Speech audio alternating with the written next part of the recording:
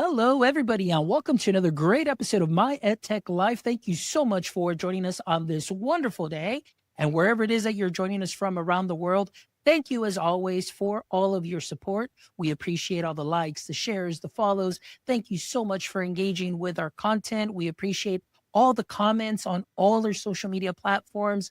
Thank you so much. As you know, we do what we do for you to bring you some amazing conversations here into our education space to continue to grow together.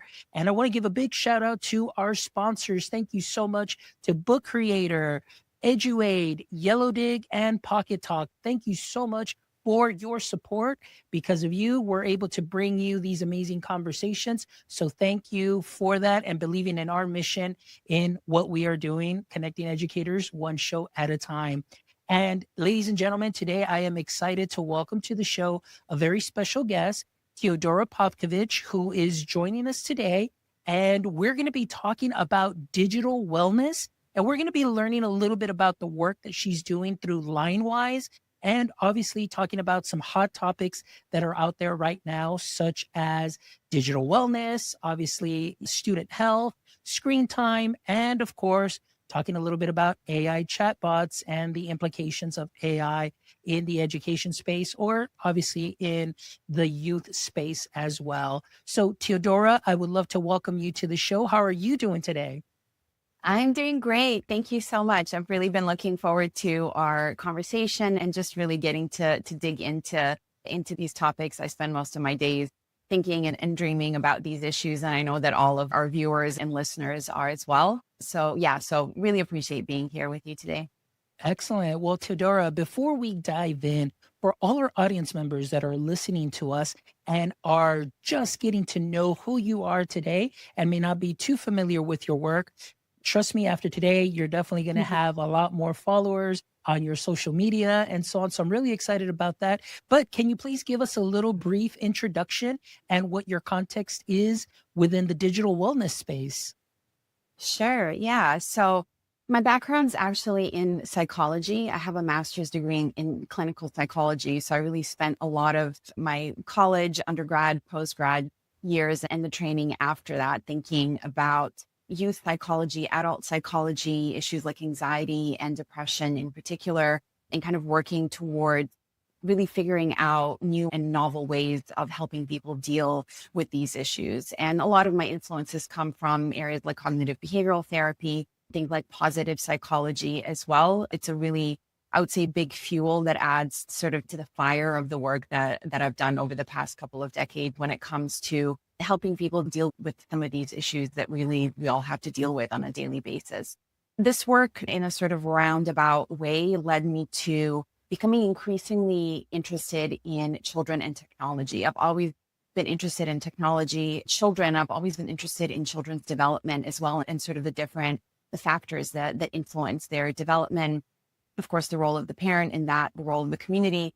And then sort of around 2015 or 16, that role that technology was increasingly starting to play there as well. At the time, I was living and working in Singapore, being a Southeast Asian country, a lot of interest in technology, very kind of future focused thinking, a lot of investment in making sure that young people are equipped to handle technology in the best way possible. So I was starting to notice that children were increasingly using technology, especially young children, and especially in the kinds of settings where you maybe wouldn't typically see them using technology prior to that period. So, riding the bus, they would typically be sort of daydreaming, looking out the window. Now they had a device in front of them. Waiting in a queue at the airport, they had a device in front of them. Having dinner with their family, they had a device in front of them. So the key question for me at that point was, is this good or bad? Maybe it's neither, but what kind of impact is it going to have on that parent-child relationship if you essentially sort of insert this filter, if you will, and in a sense, this disruptor?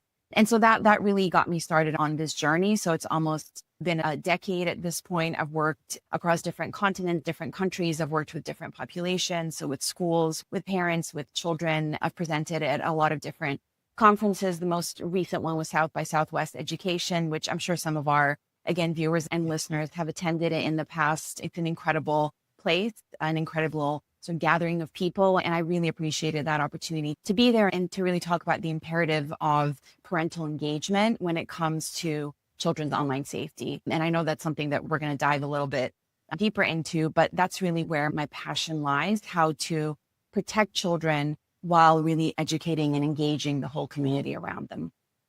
And that is something that is truly needed. These conversations are definitely something that has been on the up and up, especially with most recently, and especially, I would say even before COVID, but maybe not as much as after COVID with the screen time. And then now, obviously, as technology advances and the use of artificial intelligence, and of course, the use of chatbots and so on, there tends to be more screen time and so on. But before we dive into that a little bit more, I want to ask you, about your role as director of well-being at Linewise.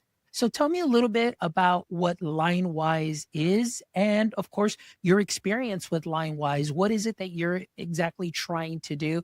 I know you told us a little bit about that passion and that mission of bringing these talks to parents and so on, but tell us a little bit more about the work through Linewise. Sure.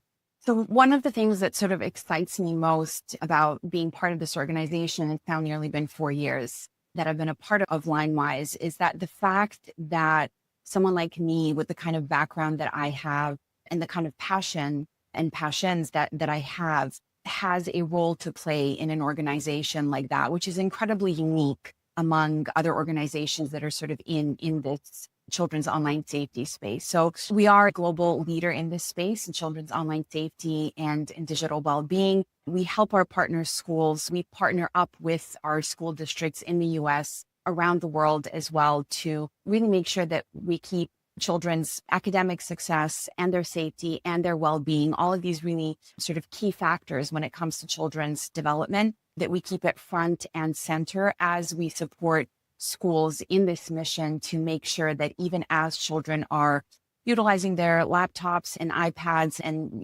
different types of tools, AI, that they're having to utilize these days in order to succeed in the academic setting, but also one day succeed sort of in the workplace. We don't quite know what that's going to look like, but we know that they're going to need the sort of set of skills. We want to make sure that they can utilize these technologies and spend their time in these virtual spaces, but really ensure that they're safe while they're doing that. And so we do this in a number of different ways. We have an online safety and digital well-being framework that we use in order to really help our partner districts sort of figure out where they're at in the present moment in terms of sort of fulfilling this mission, and then also really help them identify what some of those gaps are. And so we think about this through sort of three different pillars, if you will. The first and foremost and basic one is really all around prevention. So to begin with, how can we prevent some of the key issues that children might encounter? And this is where things like your sort of basic internet filter will fit in. We then move into thinking about, okay, we know that we can't prevent these 100%.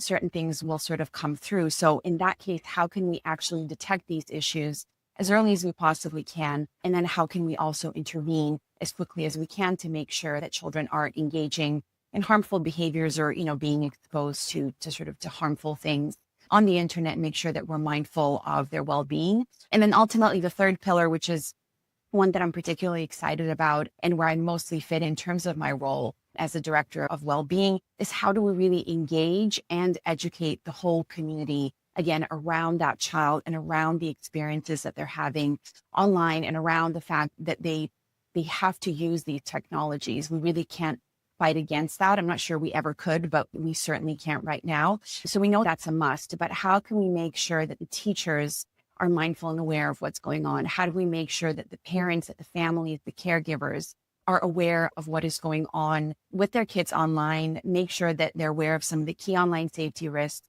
but then also make sure that we really empower them as much as possible. And so this is where, for example, our parent education piece comes in. We have a community offering that I'm very excited about. Some of what I do there is do live sessions with parents, educating them, again, around the many risks that children can encounter online, but also being very mindful of the benefits. And for me, always the kind of foremost mission or goal is to really leave the parent feeling empowered, leave them feeling confident, because that is one of the key, if not the key issue that I see nowadays. And when it comes in general to parenting in the age of technology, is parents really don't feel confident to do this.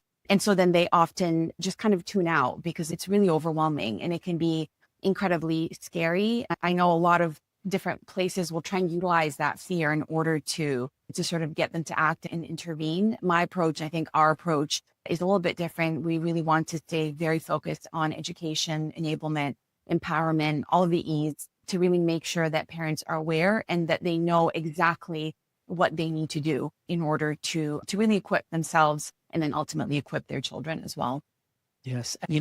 That to me right now with what you said, to me really sets you apart from a lot of other different platforms that I have grown to know through my job and going through conferences and so on. And of course, there's many different tools that many districts use. But what you're saying is speaking my language in the sense that I have always been a huge proponent that we need to include the parents as much as possible. When we talk about learning communities, usually it's like, well, let's say the service center or central office, then you've got teachers and students, but then the parents, they fall by the wayside. But I love how you are very parent focused as well in what you're describing.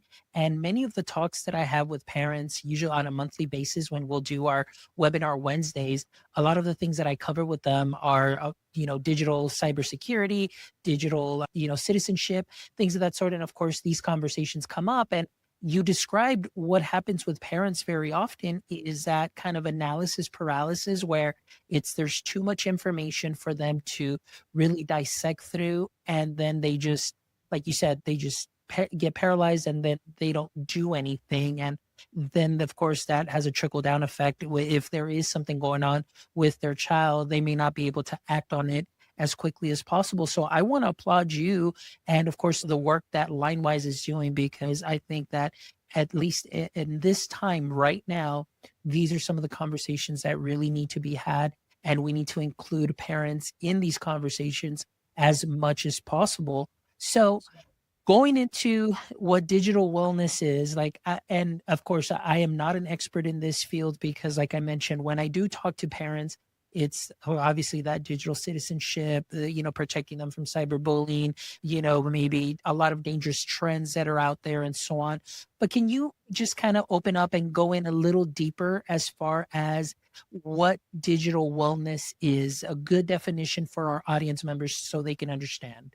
Sure. So I sort of developed what I think is a relatively simple way of thinking about it. And hopefully our listeners and viewers will think of it that way as well, that orient us towards both ourselves and other sort of users of the internet, these various internet spaces, virtual digital spaces that we frequent in order to think about what it means to be digitally well. So the way I think about that is that being digitally well means that we're using technology in a mindful, intentional, humane kind of way so that it doesn't cause sort of a detrimental effect to our own well-being or to the well-being of other people.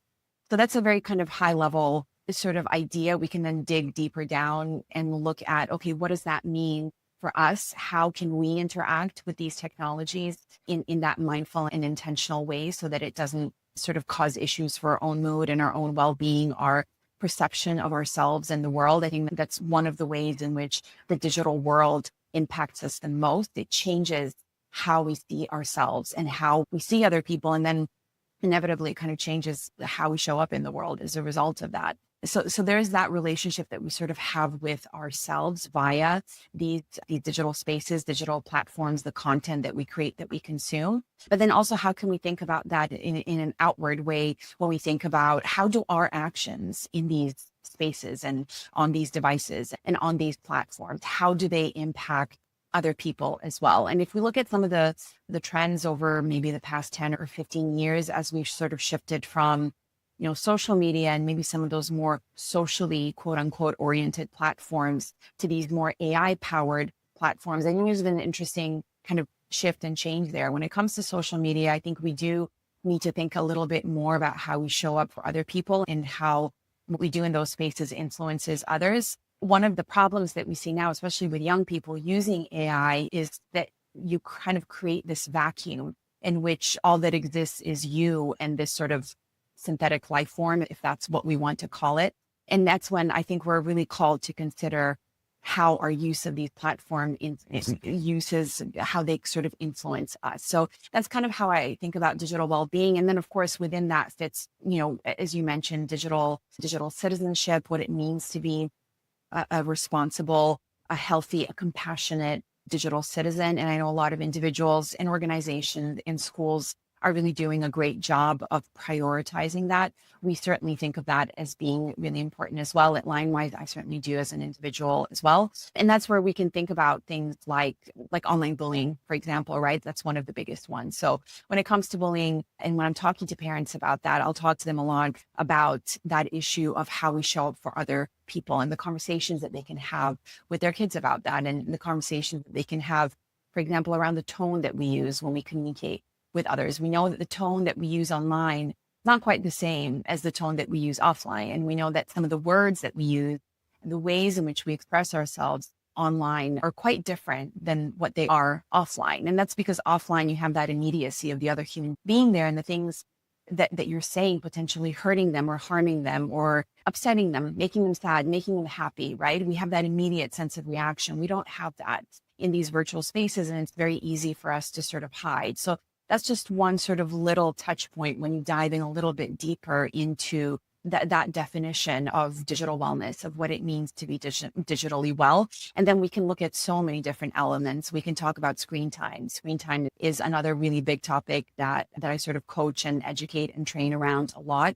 How can we think about screen time? What is too much? What is just enough? What is too little? Maybe because that could be a possibility as well. How can we combine both the question around quality and around quantity? How do we manage our children's access depending on their biological age, their maturity level, their personality and characteristics, their temperament? How do we do that when they're 5 as compared to when they're 10 and when they're 16, 17, and 18? And how do we do that on social media versus how do we do that on texting platforms versus now how do we do that with, AI bots and all of these different AI powered platforms? So all of these different things play a big role in there.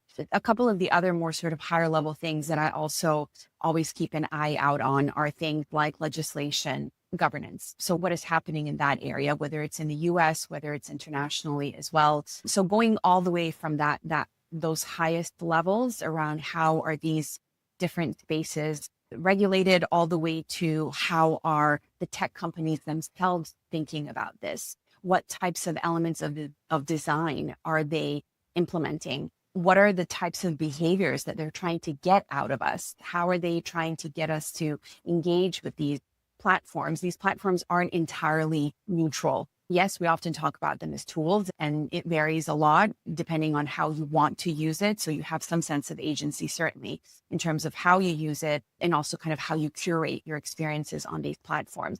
But there are certain greater sort of powers there that are also influencing how we behave, how much time we spend on these platforms, what type of information and content do we see. And those things can have a really profound impact on us as well. So going from those higher levels all the way down to that individual parent or child or you or me who are utilizing these platforms and who are creating content or consuming content there. I think every one of these levels is incredibly important when it comes to digital wellness. And I think we all have a part to play there, especially, again, going back to the child who's really sitting at the center of all of it and who didn't really ask.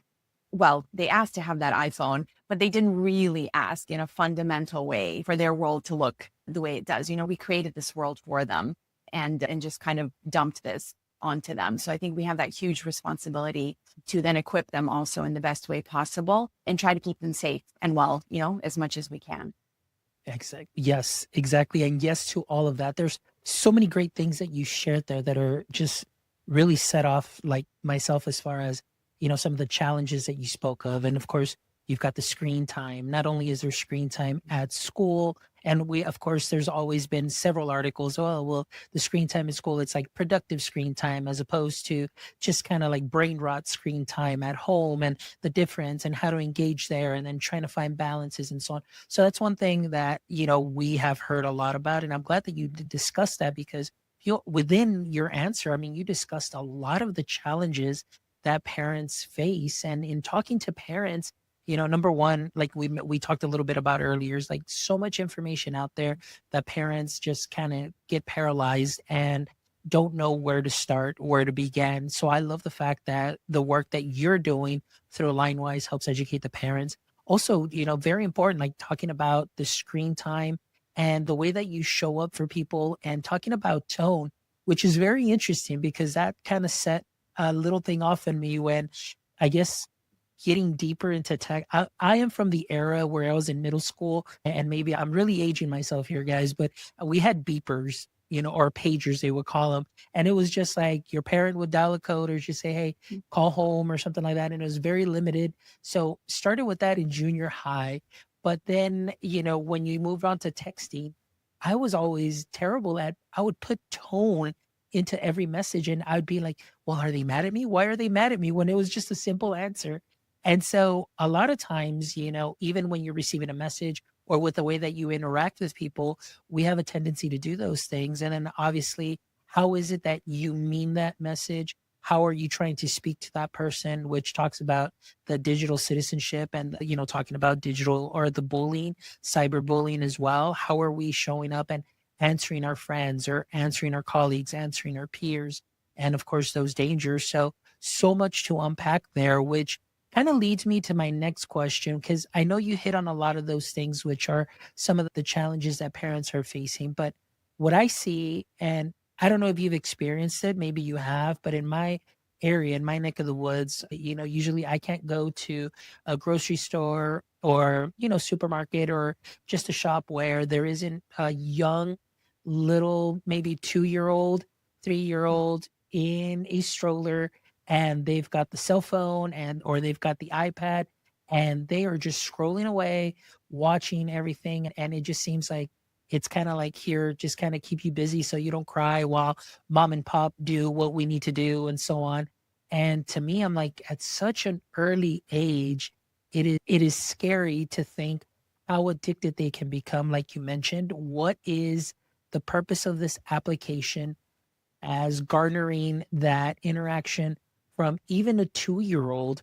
What are they trying to do there? So those are some of the challenges there. So I want to ask you a little bit about that. How can a parent find that balance as far as, hey, let me limit the screen time or have a talk with them, but also putting their own guardrails in place? What would be some of the suggestions that you have, along with that, kind of within that question? Yeah, sure. There's so many different angles to that and so many different layers. I think we could talk for hours about this. Mm. As I mentioned before, one of the things that kind of triggered me and kind of to think about all of this and led me down this path was those observations, like the one that you just mentioned, where there is that very young child kind of attached. I use some of that kind of the sort of psycho lingo there, but attached essentially to a device.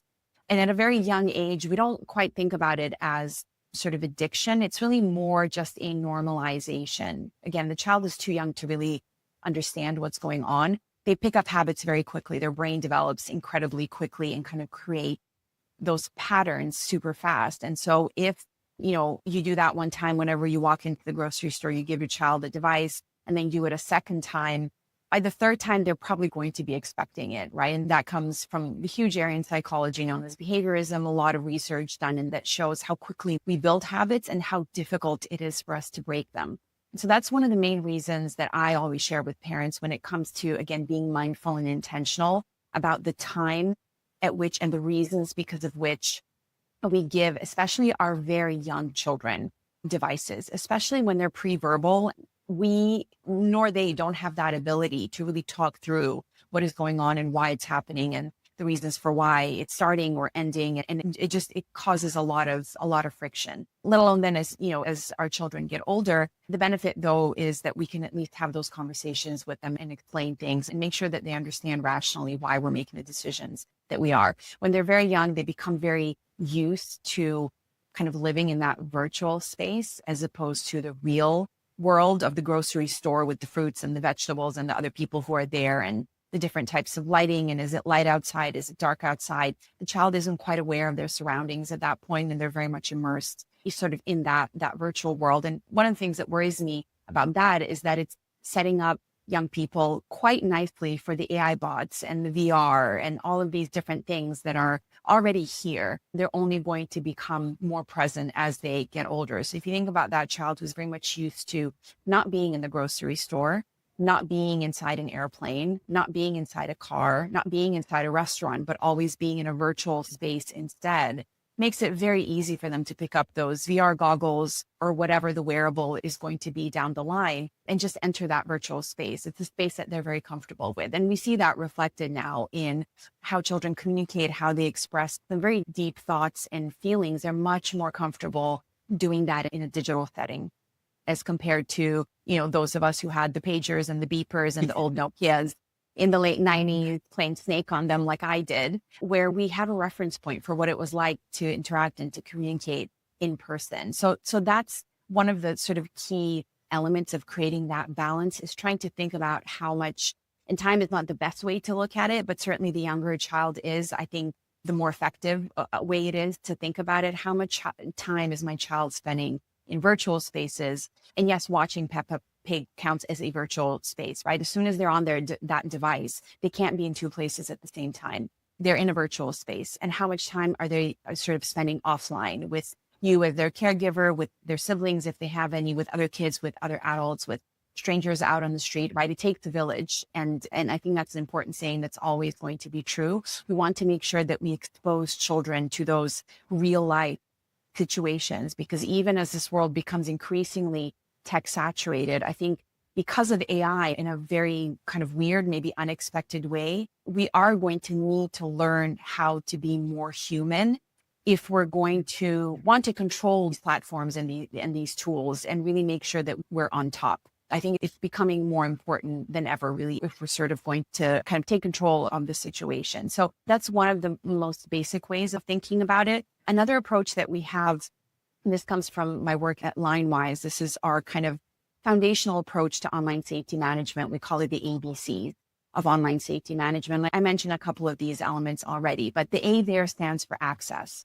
How do we manage our children's access to technology? Again, this is going to look different when they're 2 as compared to when they're 7 and when they're 15 and so on. But how do we do that in an age appropriate way? And I would say age appropriate is one of the key phrases that I use that I think is one of the most important ones when we're trying to decide what types of interactions our children should have with technology and with other users on the internet. So how are we managing that access? And the second one, the B, is the boundaries. So they're in these virtual spaces, they're interacting with them in age appropriate ways, but now we want to create boundaries. So we don't just want to say, spend any old time that you want, do anything that you want, visit any platform you want, consume any kind of content you want, or share any kind of content.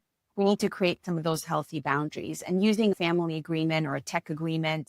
I know a lot of people recommend that. It's a really nice way of doing that. And it can be a very simple approach, and you can make it as complicated as you like. And it's important to just stay very agile there. So we don't want to have the same kind of tech agreement when our child is 2 as when they're 8, right? It needs to grow, it needs to change as our child is changing, and kind of as they're proving to us that they're more capable of being independent and having more agency while they're online. And so we really want to support them through that. And then the final piece, the C, is really something that we can start doing with kids, as early as possible, even kind of before they become verbal, is to have conversations with them, to really talk to them about all of these things, and not only ask questions around how was soccer practice, or how was a sleepover, or how's that math test, but, did anything dramatic happen on Snapchat today? And what was the funniest meme you saw? And what was the silliest TikTok that you saw today? And, there are lots of different ways that we can incorporate these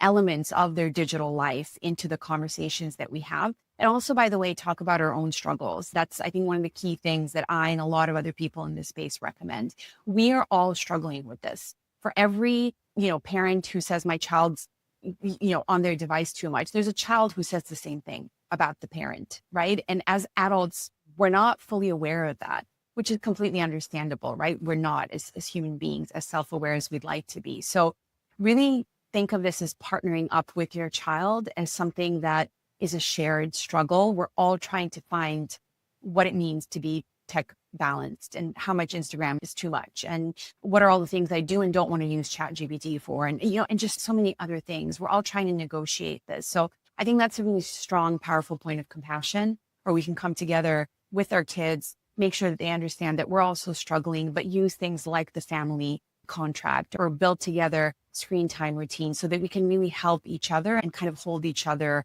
accountable. A really fun thing to do if you have a teenager, if you're bold enough, is to ask them to set a boundary or two on your own use of tech. And you might find surprising things coming out from that. I think it will help parents to become more aware of their own technology use as well, and keep that in mind as they try to negotiate this whole question around screen time and what's too much tech and what's too little. And, how do we do this in a healthy way?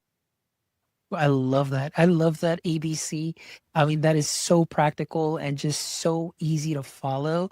And I think like for all our listeners, and this is something that's going to be great, like for me to share also even with the parents in my district too as well. So when we do have these conversations to be able to share that clip, because that's really going to help them out. Because I think one of the biggest things, again, going back to the conversations that we have, it's always the conversation piece. How do I bring this up? I don't feel comfortable with this and so on. So I really love that you gave, just some practical advice as far as building that partnership.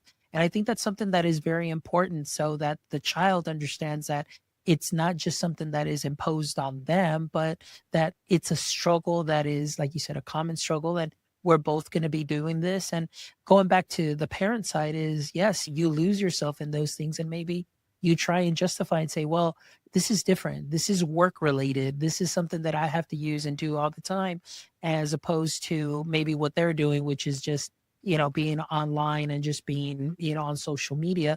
But at the same time, even for the parent, there is a need for that digital wellness component too as well. And then, like you mentioned, having that family time and being able to have those conversations. So I want to ask you, kind of talking a little bit more about that as far as the conversation piece.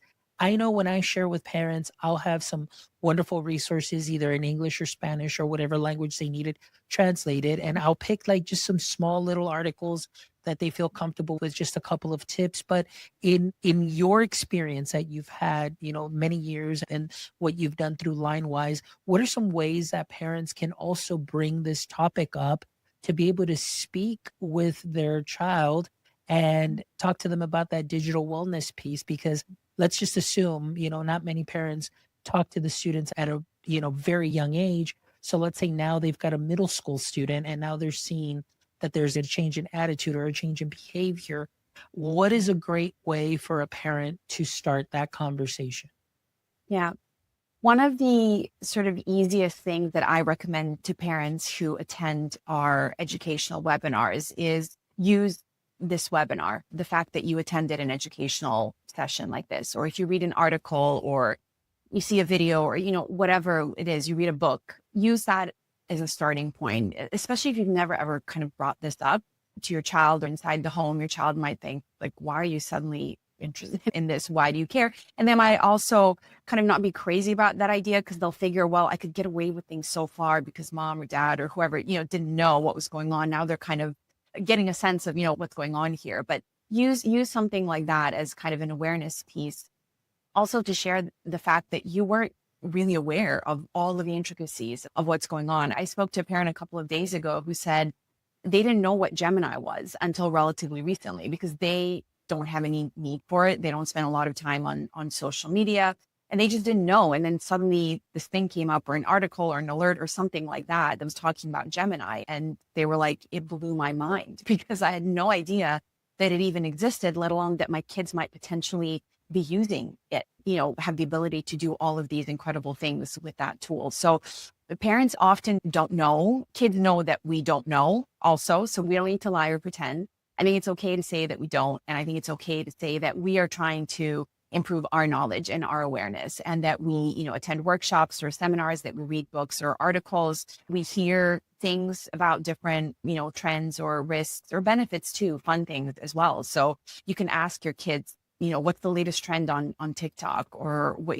what's a recent like funny phrase or an expression or a term that, that I definitely won't know what it means, but it's very much kind of in right now, educate me, teach me some of your lingo. Or if you have a gamer at home, one of the biggest recommendations there is to co-play with them, ask them about the games that they're interested in, and then ask them if they can teach you some stuff and ask them about their journey, of playing that game. They would have to have overcome a lot of obstacles probably to get to where they are. There would have been a lot of skills they had to pick up on. Ask them about that, ask them to invite you into that space as much as they're comfortable and teach you a little bit about what goes on there. So any opportunity that you have like that to really kind of come alongside them, as opposed to that typical, put your phone down or turn it off or uninstall the app, or, some of those more kind of combative ways, right, at which we sort of try to connect with our kids over this. I think any of those things can be really useful. If you've seen a movie or a TV show, or maybe your child's working on a particular project in school, there's going to be a tech element in it. Again, going back to how we would have used tech when we were younger, one of the things I find really interesting about movies and TV shows nowadays is that technology is very much present and it's visible. And I think back to shows like, say, Friends. There were no phones around. There were no smartphones. There was an occasional, beeper again, or something like that. But tech was nowhere to be seen.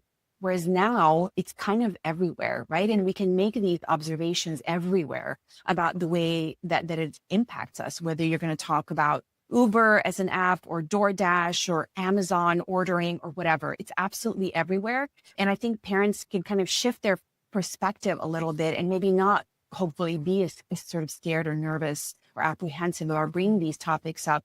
There are, I think, a lot of different opportunities to do that. And there are lots of ways, I think, of doing it in a playful kind of way, in a gentle kind of way, where it isn't about that kind of, kind of butting heads and trying to enforce some kind of rules, or being kind of overwhelmed or scared or alarmed about what's going on online.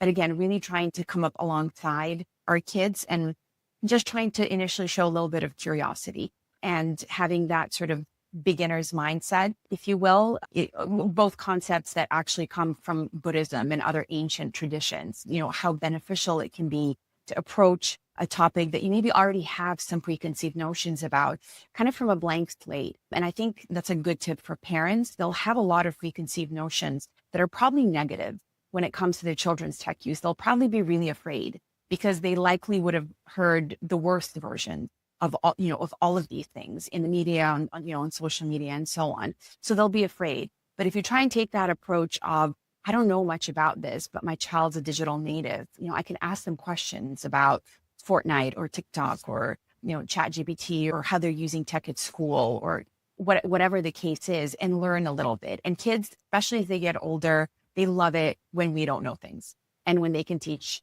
us things and when they can explain things to us. And when we come at it from that perspective of, you're younger, but you know more about this than I do. So I think that's kind of one perspective shift that I think parents can find really helpful. Oh, I love that. I love that. You really nailed it. There's so much gold and nuggets there that I'm definitely going to pull for those sound bites. But thank you so much, because that was definitely very helpful and very thorough. And I think for a lot of parents, that just, it's a great start and a great beginning. And I love the fact that, you share these experiences, that this is what parents get to see when they attend a Linewize webinar.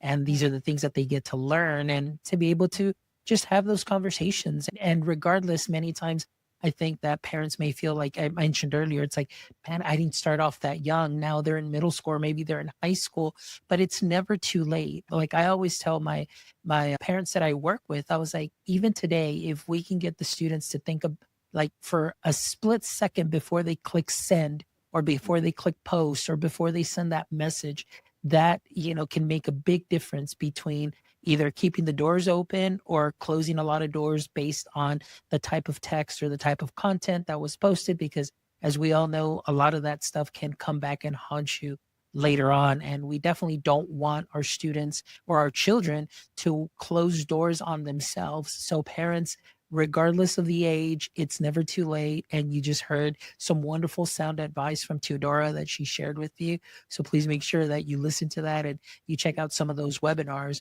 So Teodora, I'm just going to shift just the conversation a little bit over, because I want to get into the research aspect of this.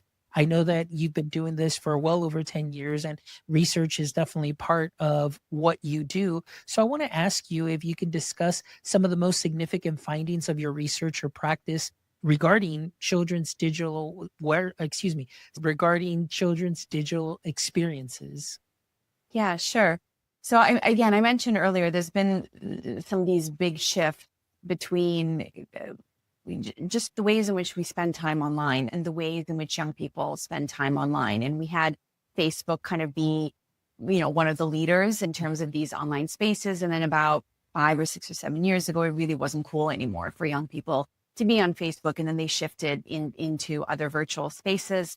And then now over the past sort of, couple of years or however long it's been since ChatGPT has emerged, we're seeing that shift in terms of, what children are doing and where they're spending their time. So certainly social media is still a sort of an ever, present entity in their lives. That's still where they communicate with their friends, where they gather a lot of information about different things, where they sometimes seek out help when they need it, where they find communities that are perhaps hard for them to find in person, depending on, on where they're living and what kind of resources exist in their environment. It's the space that they enjoy when it comes to just having fun and just for, sort of basic entertainment purposes, nothing more complicated than that. So we still see the big players continuing to be the big players like YouTube, TikTok, Snapchat, Instagram. Those are definitely the sort of the main, most popular ones. And the shift that we've started seeing over the past, I would say maybe sort of a year and a half ago, it is quite recent, but it is this increase in use of AI-powered platforms and AI tools, not only the ones like ChatGPT or Copilot or Gemini, right? Depending on sort of on what your school is using, what your school district is asking your students to use, but using some of these more sort of companion-based or character-based AI chatbots as well. So ones like Replica, those might be ones that people are familiar with, character.ai as well, that has, received some negative attention, unfortunately, in the news, but platforms like that are really designed to be highly personalized, highly customized, to be very emotive, very engaging, and to really go along, if you will, with sort of whatever it is that we desire in that moment. And so we're seeing these few key trends in terms of why kids are using these platforms. And one reason is definitely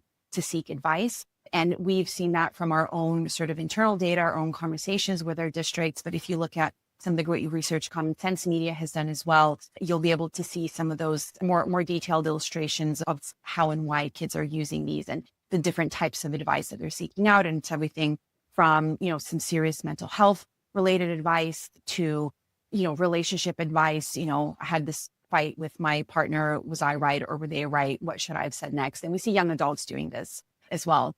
Companionship is another very big one. And again, it's something like 25% of young people at this point using AI companion bots for this reason, many of them using it out of pure boredom. So the Common Sense Media report indicated that about 45% of teens say that's the reason why they go to these bots. But many of them are exploring their emotions, their behaviors, the things that they would otherwise be doing sort of with other human beings, with their human friends. They're doing that now in these virtual spaces, and they're discussing all kinds of topics. Again, one of the things that we're seeing internally, but we're also seeing this emerge through some of the legislation. Places like Connecticut is one of the most recent states that is looking into making sure that children are kept safe in the context of chatbots that will engage in very sexually explicit conversations with them. It's something that we're seeing with our partner districts as well. So some pretty serious, very adult-like interactions happening in these virtual spaces, and children really using these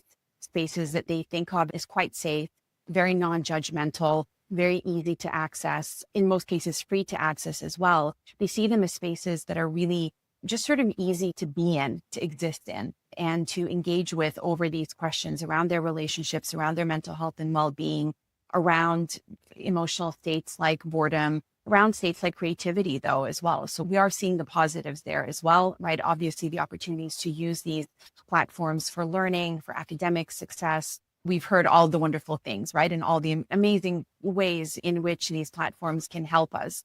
But there are some of these other trends and patterns that are starting to emerge that are not so much focused on some of those issues around using these platforms for academic purposes. That is one of the key trends as well.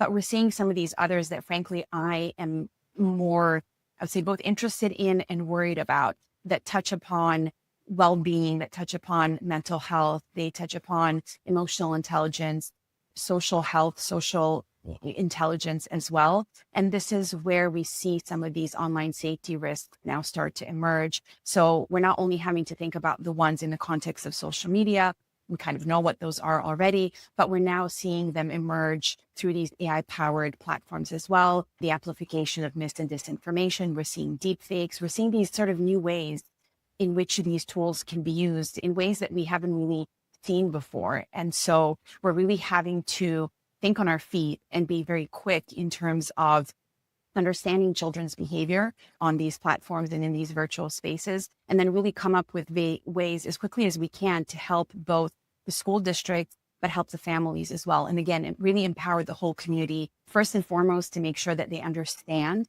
how young people are using these platforms, then to understand why they're using them in those ways. So why are they so drawn to them? Why do they find them just so appropriate and satisfying given the needs that they have?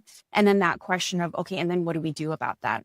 So how do we now think about, for example, those ABCs in the context of AI? And how do we now think about tech balance in the context of AI, where when it's very likely that many of us are going to have at least one AI companion of some description in the next, I would say 6 to 12 months, really, even if it's just sort of a personal assistant type, right? Most of us are going to start, again, bonding, attaching, if you will, to these character bots for a number of different reasons. We're seeing our young people already start to do that in some pretty significant ways. And so again, this is where my passion for this work really comes out. It's one of the things that, again, interests and worries me the most. I don't want us to miss the boat on this one, because I think we did a little bit when it comes to social media, and we're trying to kind of scramble and catch up and try to undo some of the mistakes we made before. I think as fast as AI is moving, I still think we're kind of at the forefront of it. I still think we have that opportunity to very quickly, though, become aware of what the issues are, and then really think about how can we create safe spaces within the classroom, within the home, everywhere in between, to make sure that children interact with these, again, synthetic entities. There are lots of different ways we can call them, in really safe and healthy and responsible ways. Wow. Thank you so much. I really appreciate that. Was just, a lot of great things happening because, like you said, we're hearing a lot about character AI. We knew what happened to Soul, and we saw Megan Garcia. I saw that little brief YouTube video where she described what was happening. And that's just the importance of, being able to see what it is that your child is doing, how they are engaging with social media. And like I said, it's never too late to get that conversation going. And of course, coming back to, and I love what you keep referring back to, the ABCs, because that's so practical. But I mean, it's never too late to start having those conversations. But you're right. It just seems like there is a scramble because of what we didn't see was going to happen, with just social media. Now it's going to be or grow that much more exponentially now with AI and the AI companions and the bots, and learning to distinguish, that this is a parasocial relationship. It's not a truly social relationship where you're one-on-one speaking to somebody, and that too can be very dangerous. So thank you so much for that wonderful share. So Teodora, before we start wrapping up, I always love to end the show with the last 3 questions. Well, Teodora, thank you so much for the wealth of knowledge and information that you shared with us, talking about, practical steps, as far as having those conversations with your child about social media. Thank you so much for sharing the work that you're doing through Linewize. And for parents, if you need some additional support or need some additional help, Linewize, they offer some webinars for parents. And then, of course, you can make those connections there on the Linewize website, which we will link in the show notes too as well, where you can go ahead and visit and see their resources and see what would be available to you to get that additional support and help. And not only for parents, but for school districts as well. As you know, we are going through some very interesting times, and digital wellness should definitely not fall by the wayside at all whatsoever. So that's something we definitely need to take care of. So Teodora, thank you so much for, again, some wonderful shares. But before we wrap up, I always love to end the show with the last 3 questions. So hopefully you are ready. So here we go. Question number 1. As we know, every superhero has a pain point or a weakness. So for Superman, that kryptonite was his weakness. So I want to ask you, in the current state of, I guess, digital wellness, I want to ask you, what would you say wellness kryptonite?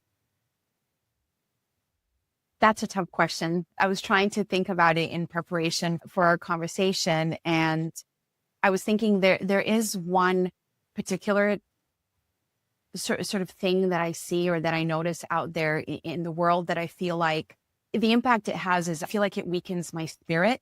It makes me feel like I'm failing. I'm not doing enough if I'm not creating this particular change in behavior. And that will be these moments when we hear about children who have had really horrible experiences as a result of using, whether it's character chatbots, whether it's a particular social media platform, statistics around how much time, say 2 or 3 or 4-year-olds are spending on platforms like TikTok that are entirely inappropriate for them.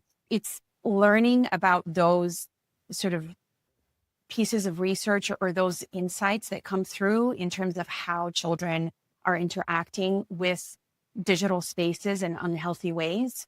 Some of them do, like I said, sort of weaken my spirit and make me feel like this is kind of everything is lost. There's no hope left. Luckily, I recover very quickly after that. But those are, I think, probably my kryptonite. Those are the things that kind of just temporarily sort of bring me down a little bit and kind of cause me to lose some hope. Yeah.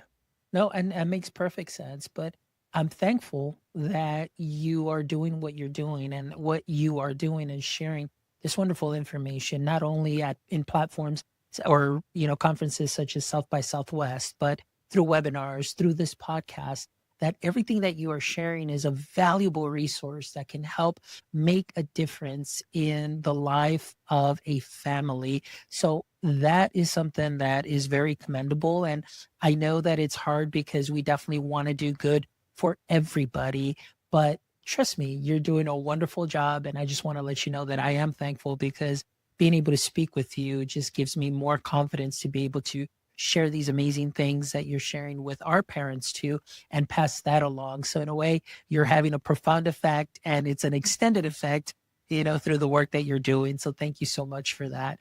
I want to ask question number 2 now is, if you could have a billboard with anything on it, what would it be and why? I think I would probably, I'm a huge kind of art fan. If I hadn't studied psychology, I would have studied art history. So I love, museums are my happy place. So I think if I could put anything on a billboard, there were a couple of different things that sort of I was thinking about. One would be pulling up a really beautiful painting or a photograph and just putting the words "you are human" on it, because I think we're moving further and further away from what it means to be human and what it means to kind of show up in this world as a human. We're starting to use, I would say, a few too many tools in order to be creative and be productive. We're not using our own sort of hands and eyes and brains enough. So that would maybe be one. The other option would be a quote, and I'm just going to paraphrase it here, by the philosopher Seneca, that was really kind of, it was perspective shifting for me around time and the concept of time. I think, again, technology really disrupts our concept of time, how we look at how much time we have. And Seneca said that it's not so much that we don't have enough time in life, it's that we're wasting a lot of it. So it's a question of how we're using it. And for me, that was a really interesting perspective shift, sort of as somewhat sort of negative and fatalistic as that sounds. I think there's some hope in that it's really not about how much time there is as kind of absolute value. It's really all about our perceptions, and perceptions are something that we can absolutely change and have an impact on. Love it. Those are 2 wonderful billboards that I can definitely see one right after another. Wonderful. All right. And my last question, Teodora, for you is, if you could switch places with a single person for a day, it could be anybody, who would it be and why? I was trying to think about this one as well, and nothing was coming up for me in the present moment. I was thinking back to, I would love to have been, Leonardo da Vinci for a day, or Queen Elizabeth I, or I don't know, Sir Isaac Newton or J.R.R. Tolkien. I would want to be inside their brains and think the way they were thinking, and make decisions the way they were making their decisions, and make discoveries the way they made them, because I feel like that must have been, they may not have been aware of it at the time, but for us, obviously, observing them from this amount of a distance, it's really an incredible thing what they were able to accomplish. But when I was thinking in terms of a more kind of modern take on that, I'm drawn to, again, going back to art, I'm drawn to, I think, artists and performers who are able to tap into different emotional planes or heightened emotional states, or who really know how to tap into emotions and how to express them. So I think for people who know me really well, they won't be surprised that it would be someone like Cher, who is one of my absolute icons, or other performers like now the late Tina Turner. Dolly Parton's another favorite of mine. These are women who, yeah, I think of as being incredibly creative, as being incredibly inspired, as having this, going back to tools, they have this tool, or maybe more of a talent, to tap into something that's incredibly human and elevate it and enable all of us to tap into the same thing as well. So talking about, superheroes and superpowers, I think there are very few powers outside of maybe the work that educators do, that doctors do, that are that beneficial to the human race. So I think it would be somebody like that. Excellent. Great answer. Well, Teodora, it has been an honor and a pleasure to speak with you today. Thank you so much for sharing so much information and wonderful information, wonderful resource. This is definitely going to be a wonderful podcast that I'm definitely going to enjoy, cleaning up and editing and pushing out, because it's definitely something of value for our parents today and immediately. So I really appreciate that. And before we wrap up, Teodora, can you please share with our audience members how they may be able to connect with you, whether on social media, through Linewize? Let us know. We'd love to connect. Sure. Yeah. So definitely linewize.com. I would direct people to go there to learn a little bit more, again, about the different ways in which we support the communities that we work with. For those of you who listen to this whole conversation, you probably won't be surprised to know that I'm not very present on social media. I'm not particularly interested in social media for myself. I'm interested in how other people use it, but you will be able to find me on LinkedIn. If you just do a search for my first and last name, you'll be able to find me there. I am somewhat reluctantly active there, but I do always encourage people to connect there. I want to know more about what other people think about the topics we talked about. I want to know what they're doing about them, if they need any additional help, any additional resources. That's really all I'm about, both in my role at Linewize, generally what I do, what I've been doing for the past, again, couple of decades being in these various spaces. I want to try and help people as much as possible. And really, that's the only reason why I'll use social media. Excellent. Well, Teodora, thank you so much. And all those links, they'll definitely be in the show notes. So for all our listeners, thank you as always for your support. And please make sure that you head over to our website at myedtech.life. That's myedtech.life, where you can check out this amazing episode and the other 325 wonderful episodes, where I promise you will find some knowledge nuggets that you can sprinkle onto what you are already doing great. And as always, thank you from the bottom of my heart for all of your support. And until next time, my friends, don't forget, stay techie.